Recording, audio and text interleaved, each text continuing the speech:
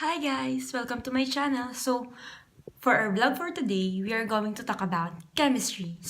We are going to deal about 5 problems.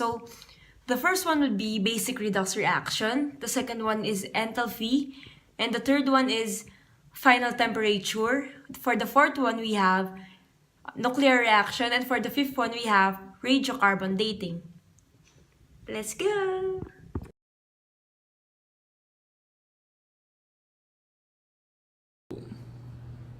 So our first problem is all about redox reaction. The problem is balance the equation in basic solution. So first, we are going to write the half reaction. So the first half reaction is MnO4 negative and MnO2. The second half reaction will be written and solved later. So after that, balance the elements other than H and O. So in here, the elements that we should balance is Mn only. So in here we have one atom of Mn, and in here one atom of Mn. So it means the equation is balanced. We can now balance oxygen atoms by adding H2O. So in here we have 4 oxygen atoms, and we only have 2 oxygen atoms here. So we should add two molecules of H2O. But the problem is, we have 4 hydrogen here, so we should add 4 hydrogen ions here to make the equation balance. After that, we should balance their charges.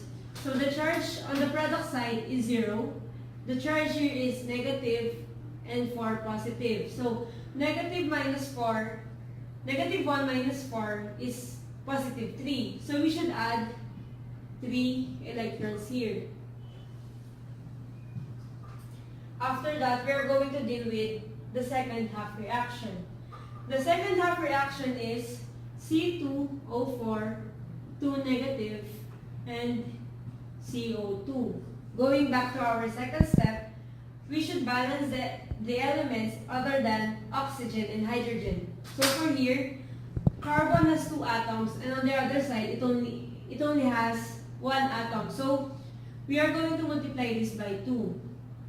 After that, balance the oxygen atoms. So as we can see here, we have 4 oxygen atoms, and on the other side, we also have 4 oxygen atoms because 2 times 2 is 4. So we could now proceed to the next step, which is balancing of charges. So in order to balance the charges, since this one is negative 2, we should add 2 electrons here to make their charges balance.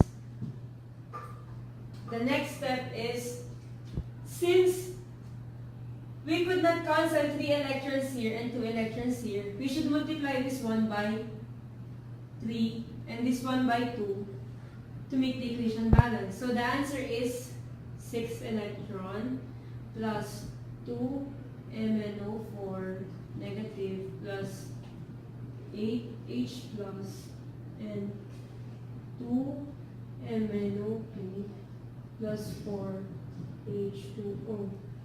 So for the next equation, we have 3C2O4, 2 negative, 6CO2 plus 6 electron. We cannot cancel the electrons, so this one will be cancelled and this one will be cancelled. The next step is to combine the equation. So for the reactant side, we have 3C2O4, 2 negative, plus 2 MnO4 negative, plus 8H plus. And then on the product side, we have 2 MnO2 plus 4 H2O plus 6 CO2. If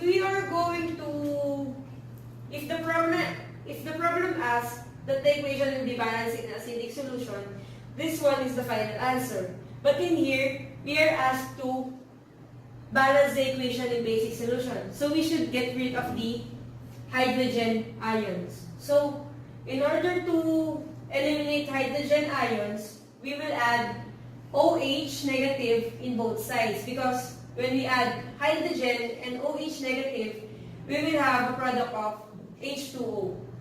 So in here, we should add 8 OH negative since we have 8 hydrogen ions. And on the other side, we will also add 8 OH negative. So the final answer will be this one and this one.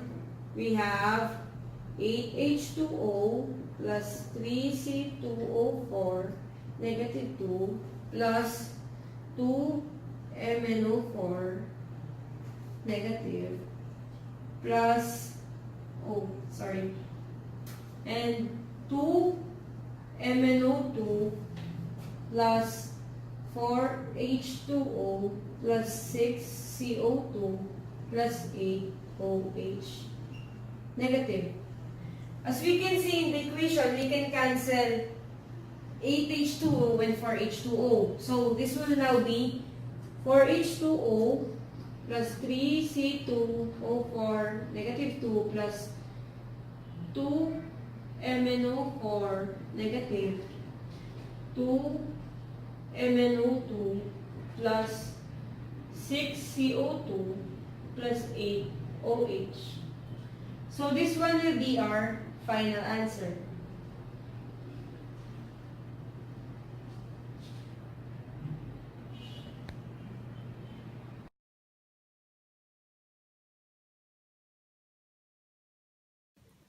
So for our second problem, we are going to deal about enthalpy. So the problem is, how much energy is needed to transform 30 grams of aluminum at 500 degrees Celsius to 3000 degrees Celsius of steam?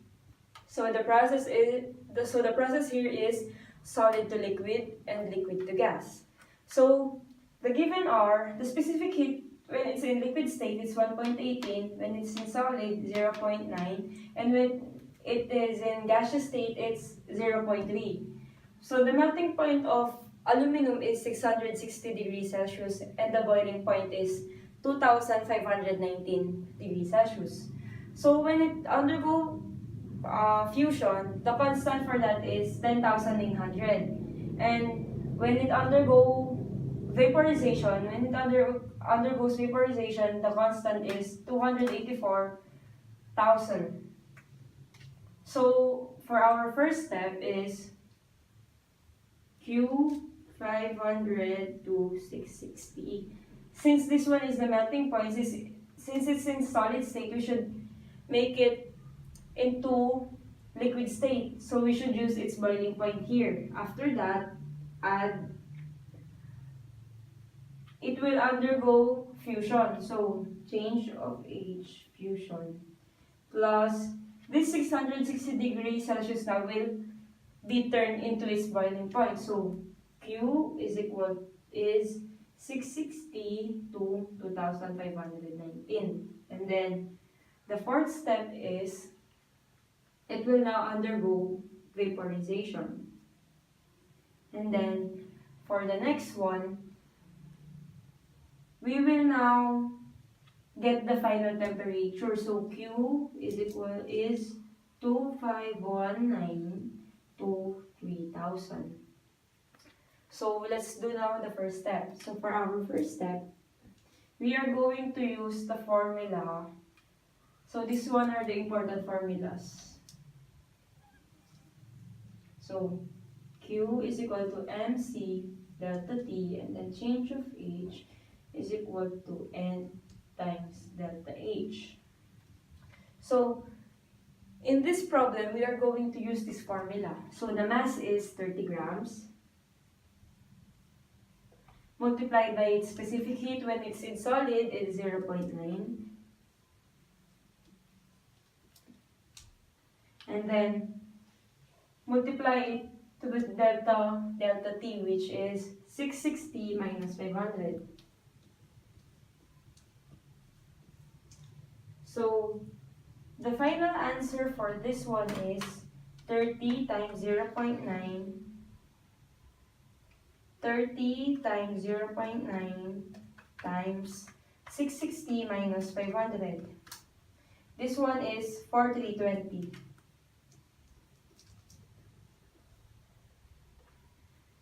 for our second problem, we have the change in fusion is 10,900. So first, N here is the number moles per gram. So aluminum has 1 mole over 27 grams, and then we should multiply it to 30 grams to convert this one to mole. And then its constant is 10,900. So this one is equal to 1 over 27 multiplied by 30 times its change, delta H is 10,900. This one is equal to 12,111.11 joules. By the way, this one is expressed in joules. So for our third one, we will now turn 660 to its boiling point. So 30 grams times the specific heat when it's in liquid state is 1.18 times 2,519 minus 660. So the answer for this one is 30 times 1.18 times 2519 minus 660. This one is equal to 65,808.6 joules. And then for the fourth one, we have, it will now undergo vaporization. So same thing with this. So 1 over 27 grams times 30 grams. And then multiply it by this one, 284,000 joules per mole. So this one is now equal to 1 over 27 times 30 times 284,000. So the answer would be 315.56 joules. And then for our second to the last process, it will now undergo heat again and then turn 2,519 degrees Celsius to 3,000 degrees Celsius. So for this problem, we are going to solve this by using the formula for heat. 30 times the specific heat is 0.3 times 3,000 minus 2,519. So the answer for this is 30 times 0.3 times 3,000 minus 2,519. This one is equal to 4,329. After that, add all the values. So first one we have 4,320 plus 121.11 plus 65,808.6 plus 315,555.56 plus 4,329. So the final answer would be 402,124.27 joules. So this one is our final answer for this problem.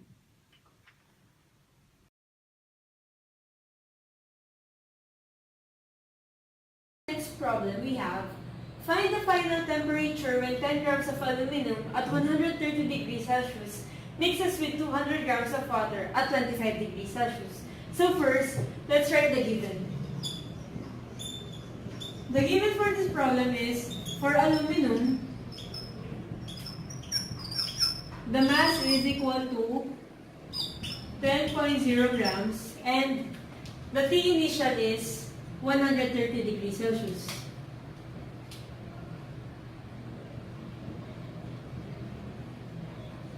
And for the specific heat of aluminum, we have 0.901 joules per degree Celsius. For water, the mass is equal to 200 grams. The specific heat of water is 4.18 the initial temperature is 25 degrees Celsius. So, the formula for this one is Q is equal to MC delta T, or Q is equal to MC T final minus T initial. So, the general structure of our problem is Q of aluminum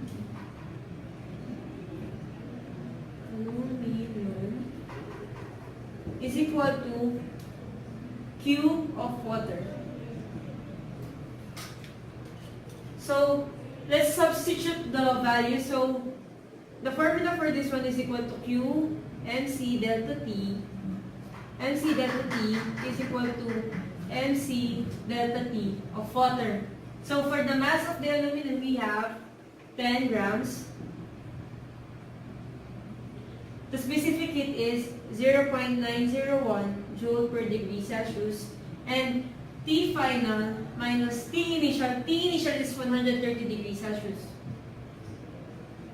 is equal to, the mass of water is 200 grams,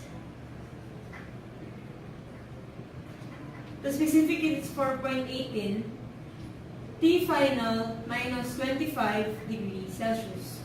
So, for the next step, we have to distribute this one to the formula of the final temperature. So, first, we have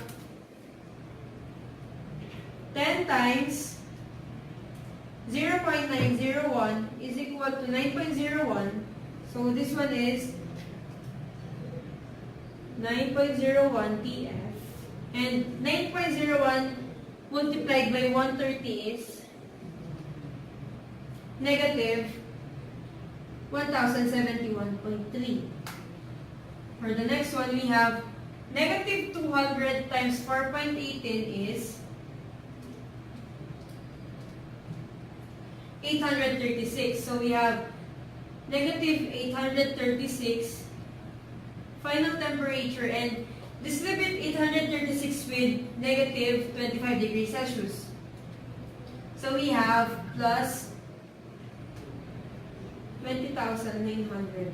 So, transpose TF on the other side and transpose the given to the other side so that we could arrive at the final answer. So, 9.01 negative transpose to the next side will be positive, is it plus 836 T final is equal to, when this one is transposed to the other side, it will become positive. So, 20,900 plus 1071.3. So, after that, we add this. So, 9.01 plus 836 is equal to 845.01 T final. So, it's equal to, add the two values, 20,900 plus 1171.3. This one is equal to 22,071.3. So, to get the final temperature, divide both sides by 845. So, this one will be cancelled. So, the final temperature would be 22,071.3 divided by 845.01 is equal to 26.12 degrees Celsius. So our final answer for this problem is 26.12 degrees Celsius.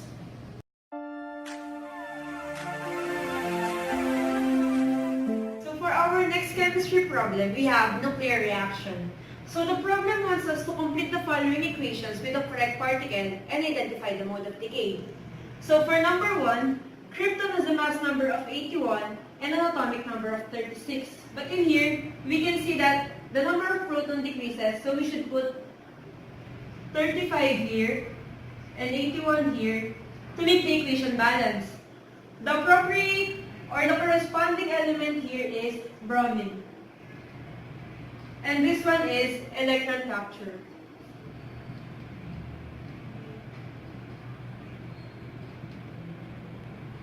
For number 2, we have platinum has a mass number of 175 and an atomic number of 78. In here, we can see that its mass number decreases by 4 and its atomic number decreases by 2. So 175 minus 4 is 171 and 78 minus 2 is 76. So the corresponding element for this is osmium. The mode of decay is alpha decay. For number 3, we have magnesium has a mass number of 23 and atomic number of 12. And as we can see, on the product side, we have 1 proton here, so we just need to add 11 to make the equation balance and copy the mass number. The corresponding element for this one is sodium. The mode of decay is positron. For number 4, we have carbon with a mass number of 14 and atomic number of 6. In the product side, it decreases by 1. So, to make the equation balance, we should write 7 here because 7 minus 1 is 6 and we just need to copy the mass number, which is 14. The corresponding element for this problem is nitrogen. And the type of decay is gamma decay.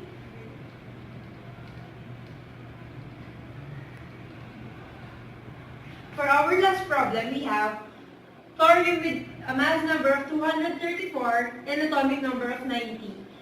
It's just the same with the gamma decay. So, to make the equation balance, we should write 91 here because 91 minus 1 is 90.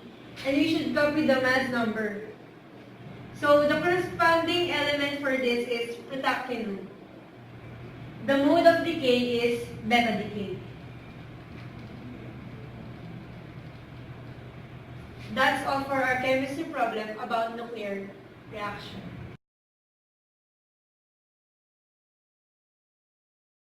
For our last problem, we will have the topic on carbon dating. The problem is, a scrap of paper taken from the Dead Sea Scrolls was found to have a carbon-14 ratio of 0.795 times that are found in plants today. Estimate the age of the scroll. So first, we should look for the decay rate. The formula for decay rate is K is equal to ln2 over T over 1/2. So ln2 is constant. T sub 1/2 is the half-life. So for this one, K is equal to ln2. The half-life of carbon-14 is 5,730 years. So the answer for that is ln2 over 5,730 is equal to 1.21 times 10 raised to negative 4 per year. After that, we're going to use the formula 1 over K ln NO over N. So, NO is the initial number of nuclei present and this one is the present number of nuclei. So just a tip, the numerator is always higher than the denominator. So for this problem, we have 1 over 1.21 times 10 raised to negative 4 ln. Since there are no other percentage given, our initial percentage for the carbon-14 is 1 and the present is 0.795. The answer here is 1 over 1.21 times 10 raised to negative 4 ln 1 over 0.795. The answer is 1,895.97. So, since the unit is expressed in here, we will round this up to 1896 years. This one is our final answer. That's all for our video for today. I hope you learned something. Thank you. Bye-bye.